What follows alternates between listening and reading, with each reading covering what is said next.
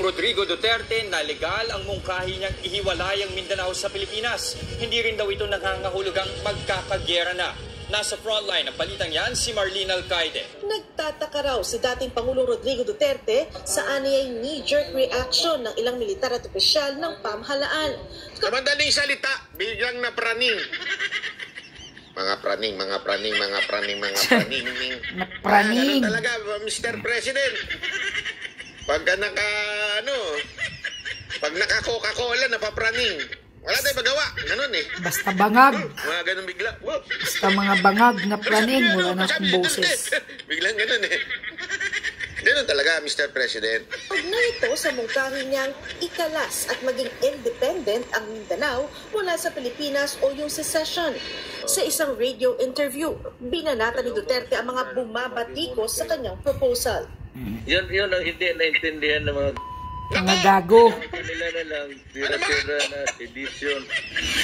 Magugunitang sinabi ni Nakamigin Governor Xavier. Ito ba yung Oh, yan ang gago. Ito yung Mga governor Hindi na kasi walang sabi ni utak. Pangulong Duterte, si Pangulong Duterte nagsabi nun hindi ako. Ito mga Mga gago. Ito ba yun? Yan, yung pagmumukha na yan. Ay, mukha nga. Hindi, si Pangulong Duterte nagsabi nun, hindi ako, alinawin ko. Ayan ang sinabi nyo. Yan ang hindi naintindihan ng mga Diba? Yan ang hindi naintindihan ng mga ayan ha, ninilinaw lang natin ha. Hindi ako nagsabi, si Pangulong Duterte ha. Si Pangulong Duterte, hindi ako, okay? Governor Xavier Jesus Romualdo at ama niyang si Congressman Julio. Isa ba yan? Di ba yan?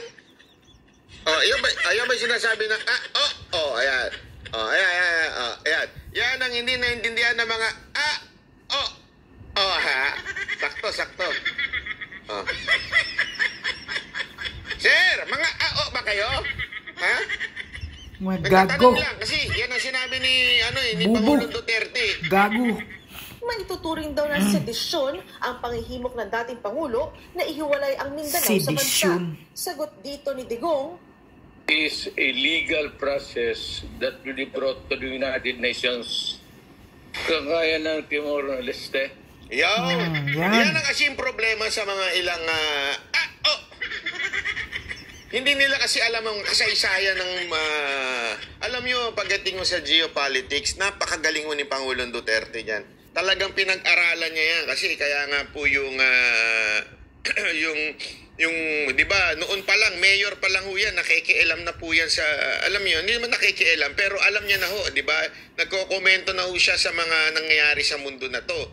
Tapos, kung matatandaan ninyo, there are a lot of accusation against PRRD about masyadong killing niya sa China, remember? Pero wag niyo kakalimutan na may konteksto ho yun. May konteksto yung pagkiling ni Pangulong Duterte sa mga sa China.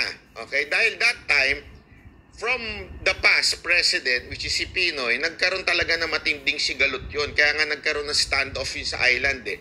At the same time, alam naman ni Pangulong Duterte na hindi bibitaw ang Amerika ever sa atin. Kasi they need us more than na kailangan natin sila. Tayo lang naman, kailangan lang naman natin ng visa sa kanila. Pero sa totoo lang, pagdating sa positioning ng bansa, mas may asset tayo compare sa hindi naman natin sila kailangan eh. Lahat ng economy natin ang gagaling sa China. Kaya nga medyo kumiling siya doon. At the same time, the result was, somehow it was peaceful. Before, yung mga hindi nakapangisda nung panahon ni Pangulong Duterte. Ngayon, sobra yung sigalot. Ang nagsasakripisyo, etong mga mangingisda natin. Correct. Yun ang nangyayari. Kasi nga, yan ang isang expertise ni Pangulong Duterte, geopolitics. Alam niya ho yung mga nangyayari sa ibang bansa. Kaya meron ho siyang basihan pagdating ho sa paghiwalay ng Mindanao. Kasi ho nangyari nga daw ito sa Timor-Leste. Ito ho'y inakyat sa United Nations. Remember, okay? Di ba yung lesson na sinasabi nga ni Sas? Para ang isang leader ay ma-acknowledge is kailangan makilala pagka nagkaroon ng revolusyon ng isang bansa. It has to be acknowledged by different countries. Okay? In this particular issue, UN ang pwede hong tumulong o sakasakaling ilapit ng mga taga Mindanao sa UN ang kanilang pagnanais na maghiwalay. Oh. They thought that if you want to secede, it's going to be war. No, we are not doing it. We are doing it the legal way. Oh. Yan ang hindi alam ng iba. Kasi nga, paulit-ulit na sinabi ni Pangulong Duterte. Mga bungol lang talaga yung mga komento ng komento. Hindi, totoo ha. Yan ang problema eh. Yung mga bungol na komento ng komento, lalo na yung mga congressman dyan, mga mayor, gobernur. Hindi, particular talaga ito, mga congressman na ito. Siyempre, sip-sip ito kay Romualdez. Dila puwit ito mga ito. Hindi ko nga alam kung puti na yung puwit Romualdez sa kakadila nila eh. Hindi, sa totoo lang po ha. Kaya sila kumukomento kasi siyempre pagka sumipsip ka, uy, atin to boss. Bubulong na si Zaldico. Sasabihin ni Zaldico kay Romualdez, atin to. Pagka sinabing, atin ba yan? Sige, bahala ka na dyan. Bahala ka na, alam mo na yun. Diba? Dagdag pa ng dating Pangulo, walang nilalabag ang pagsusulong na ihiwalay ang Mindanao. Sabi ng tatlong cabinet members yun, illegal. Against the Constitution. No, it's not against the Constitution. It is outside the Constitution because magsisid ka na. Yun.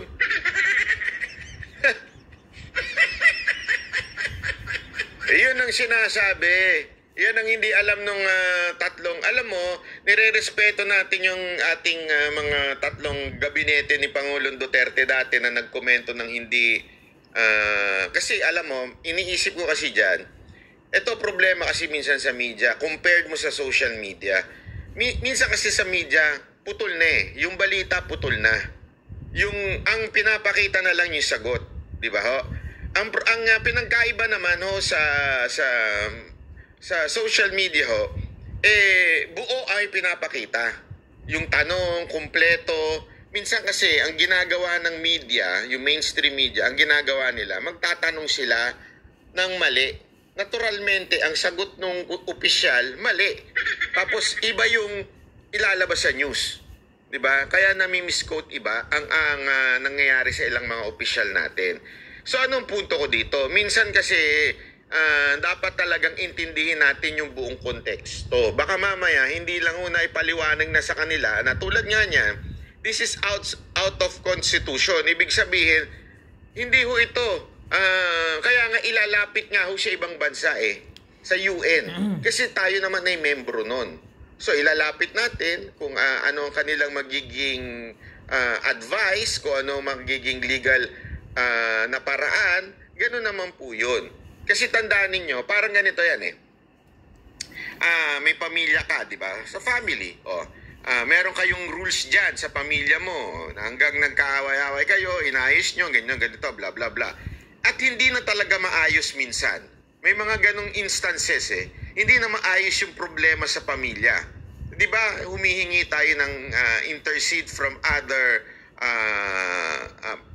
third-party person na pinagkakatiwalaan natin.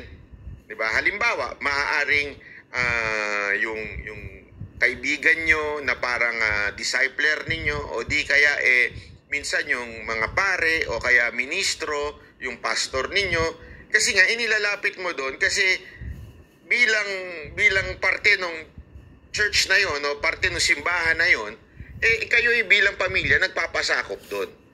So pag hindi nyo na masolusyonan, kayo hindi na kayo talaga magkasundo, lahat ginawa nyo ng paraan, inilalapit nyo ngayon dito sa pinagkakatiwalaan ninyong relihiyon o pinagkakatiwalaan ninyong simbahan, di ba? Ganun yun ang tinatawag na nag-i-intercede na humingi kayo ng tulong. Ngayon, parang ganun din po tayo. Meron na tayong sariling batas, meron tayong konstitusyon, pero hindi na nga nasusunod. Feeling nung mga taga Mindanao, napapabayaan na ho sila. Tingnan nyo ho yung video na kung saan hindi ko lang nailagay, pasensya na. Merong akong pinadala sa akin na video na pinanood ko, sabi ko mga walang niya talaga ito mga to. Sabi nung isang opisyal doon sa Malacanang, ang problema daw is hindi kasi sila nanghihingi kaya hindi sila binibigyan. Gusto nyo pa mang malimos? Gago ba kayo? Hindi, sa totoo lang, meron kasing official dyan sa Malacanang na gano'n na sinabi. Na doon pa si Pangulong Marcos, sinabi niya, ang problema kasi kaya hindi nabibigyan kasi hindi kayo humihingi. Kailangan yung humingi muna. Sa loob-loob ko, hindi ho gano'n ang usapan. Alam mo, bigla nga humirit yung yung isang, I think, governor yon. Hindi ako sure Sabi nung governor sa bandang dulo, pero salamat kay VP Sara Duterte kasi yun sa tulong niya, pinaabot kagad. Yun yung tulong. Kaya nga tulong, wag mo nang antayin, humingi pa yung tao sa'yo. Ano to, gago? Sino ka mang official ka? Sino ba yan? Yan ba yung yung Lagdameyo ba yun? Mga gago nga yung nasa Malacanang. Kailangan mo humingi pa ng mga tao, mamalimos pa sa inyo. Parang akala nila pera Alam nila mo tawag dyan, animal. power trip. May kilala akong ganyan yung kaibigan kong ganyan. Hindi ko na sasabihin yung pangalan Animal? Gustong-gusto Wala niya. na akong boses. Yung hihingi sa kanya, ayaw niyang umaksyon pag hindi humingi. Matagal na ito, panahon, hindi pa ako nasa politika nito, nasa tour pa kami nito. Hindi ko na lang sasabihin kung saan banda. Basta dyan sa west. Nasa tour kami, meron kaming promoter na gustong-gusto niya, kailangan humingi ka sa kanya. Kailangan mamalimos ka sa kanya, mag-beg ka sa kanya na sa totoo lang, responsibility naman niya yun. Kasi nasa kontrata naman yun. Halimbawa, magbigay lang ng dinner. Naturalmente, kasama yun sa tour. Kaya nga kayo nagtutour. Concert tour yun. Sagot ng promoter ang lahat from the sasakyan. Pero ang gusto niya, magmamakaawa sa kanya. Di ba gago? Yan ang problema sa ilang opisyal natin sa gobyerno kaya tuloy nakakaramdam ang mga taga Mindanao na gusto nilang umalis kasi hindi ho sila nabibigyan ng importansya. Tapos lalabas pa ang video na nagpa-party na naman sa Malacanang. Party-party yung sabog. Meron ako gusto sabihin. Na BBM. I told you so. Ano ba yung na-expect nyo? Sira ulo pala kayo Kayong mga Pilipinong umaasa na tutulungan kayo agad-agad. Ba't kayo bumoto ng... Laki sa layaw.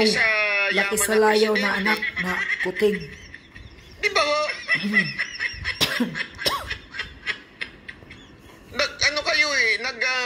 Nagboto kayo ng laki sa... Laki sa bangag. Na presidente. Anong gusto nyo mangyari? Laki sa bangag na presidente. Easy. Sa kanyang comfortable time, tsaka siya tutulong sa inyo. Walang silbing presidente.